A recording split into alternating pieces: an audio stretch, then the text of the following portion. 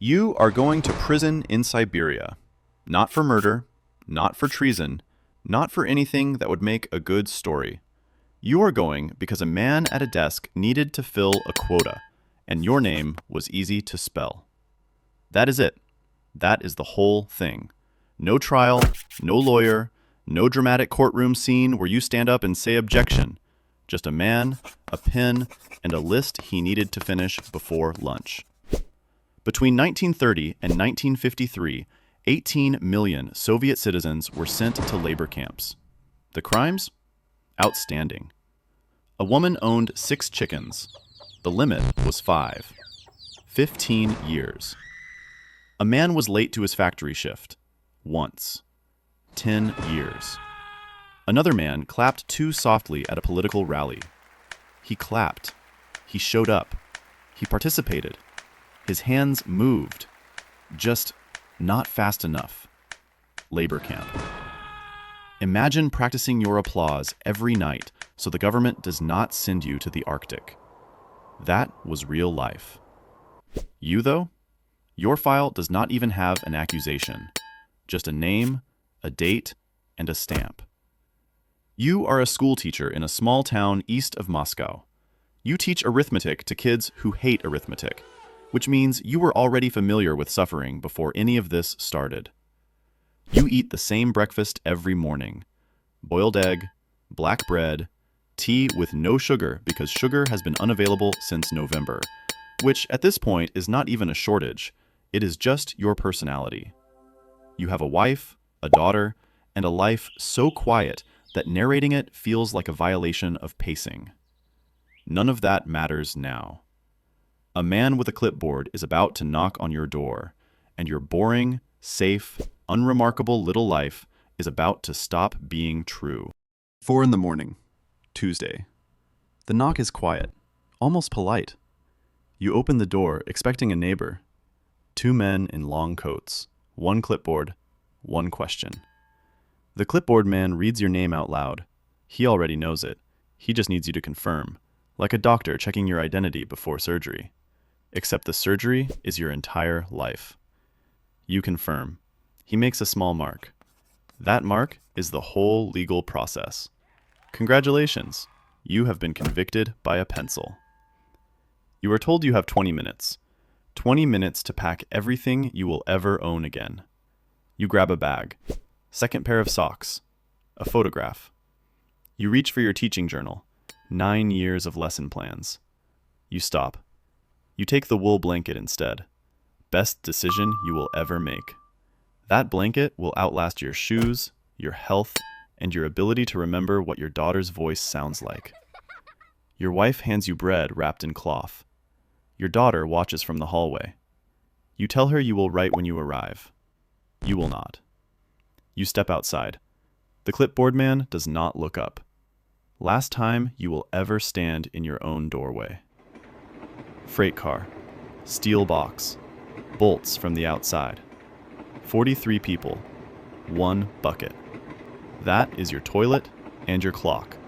When it fills up, time has passed. The pharmacist next to you dies on the 5th night. His body stays against your shoulder for hours because there is nowhere to put him. So you sit with a dead pharmacist, leaning on you like old friends at a bar. Except the bar is a metal box, and the drinks are a shared pail of water for 42 people now. Door opens. Light hits your face like a wall. Flat, white land in every direction. No trees, no buildings. The cold does not feel like temperature. It feels like the air has weight, and it wants to crush you. Year 1. You are 32 years old. All your teeth. Straight back. 160 pounds. Remember these numbers. A guard assigns you a 4-digit number. Says it once. That is your name now. You are put on a logging team. You have never touched a saw in your life. You teach children fractions. The saw does not care about your resume. Every log must be a standard length. Miss the quota?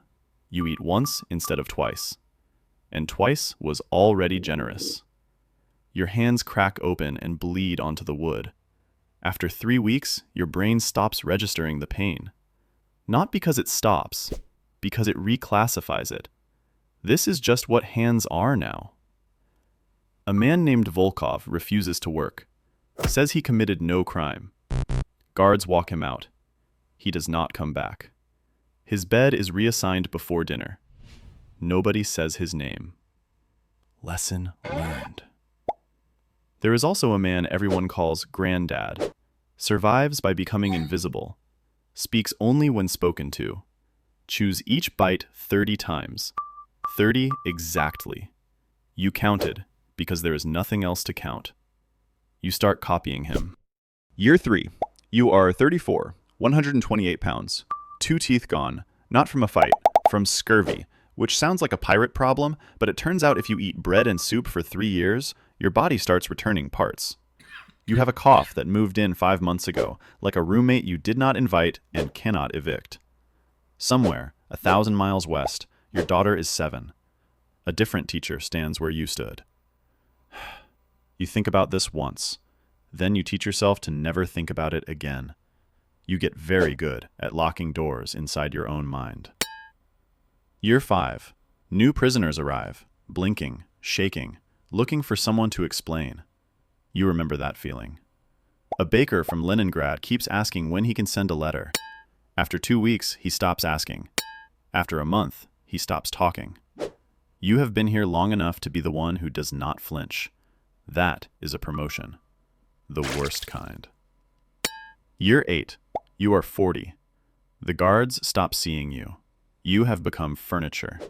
You know which guards drink, which ones count logs, which ones just estimate. You know the sound -40 makes. It is not a sound. It is a silence with texture. You know which bunkmates will survive winter by October. This is expertise. Not the kind you put on a resume, but it is yours. Year 12. You catch your reflection in a water pail. The man looking back is a stranger. You recognize the eyes, that is all. Your hands are wider than they used to be, swollen permanently, cracked and healed so many times the skin looks like old leather. You are 44. You look 60. Somewhere, your daughter is 19. You do not know this. You do not know if she is alive. You have learned to carry this the way you carry the saw. Heavy, but your arms adjusted years ago. Year 18. A transport brings a man from your town. You ask about your street. Never heard of it. Your school? Grain warehouse now. Your wife? He shakes his head. That night you lie on your plank and realize you are not sad. Sadness requires something to compare against. You have nothing left to compare. Year 22. Your body is 70, but your age is 54. A new guard arrives, young, asks how long you have been here. You tell him. He goes quiet. He is 20 years old. You have been cutting logs longer than he has been alive. He does not ask anything else. Year 25. Someone reads your number from a list. Your sentence is over. You stand there. For 25 years you imagined walking toward something. A door, a home, a face. Now you realize there is nothing on the other side. You are 57. No home, no job, no idea if you have a family. You own one wool blanket, the same one. It outlasted everything. You step through the gate. The guard does not say goodbye. Behind you, a saw starts up. Someone is cutting log number 1. Ahead of you, the land is white and flat and empty. It looks exactly the same as the day you arrived. The only thing that changed was you.